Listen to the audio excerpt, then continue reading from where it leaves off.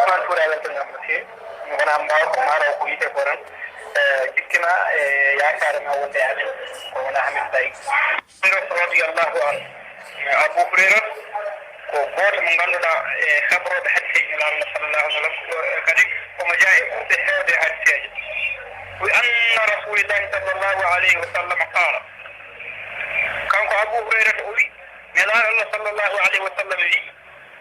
ayatul munafiq kono gandanɗa hoore ma ko maane nafique salasu ko tati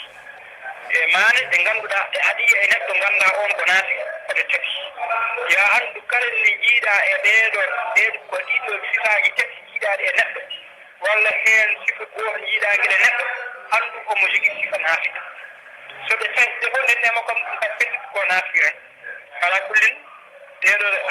ko ɗiɗo sifa tati ɗi o jogori haalde ɗo ɗi ko kanji goni hono maane nafique ida ahdatha kadaba wa ida wa'ada akhlafa wa ida uhtumina khana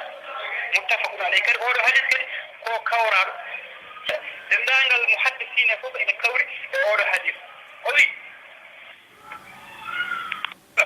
ida ahdatha kanko nafique o so tawi omo yewta kadaba o fena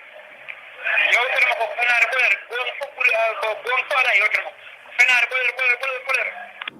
a yowi e jewte giƴiraɓe sene jeewa walla ko nande to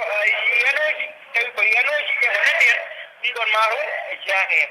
kono haqiqa so tawi neɗɗo o ko maahde ƴetti kanko e raati makko kanko ay ko noon tan no o sifori taw kalɗo woni ko jewte makko fof haqiqa tan ay kanko taw fenani tan ɓuuri hewde jewte makko hay ko meɗa rewde ko woni goono on omo jogui maane naafiki ida akla so tawi o hoolama tan o ɗum ɗo so tawi o fodri so tawi o foɗi o jampo so tawi o foɗodirama rokkama randi walla kanko rokkama ahdi o jampo ahdi o on saha jamforoɗo ahdi fof kala jamforoɗo ahdi ko on omo jogui maane naafiji ida ultumina haana so tawi o hoolama kadi o jampo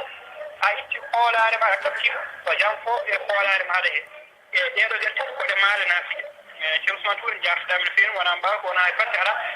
mbarew ko jikkima mo joguiɗa e amen on saaha mbarew ko gadi ɗo ɓuuri welsinirde mum ɗo jarama Tidiane Alassane Bane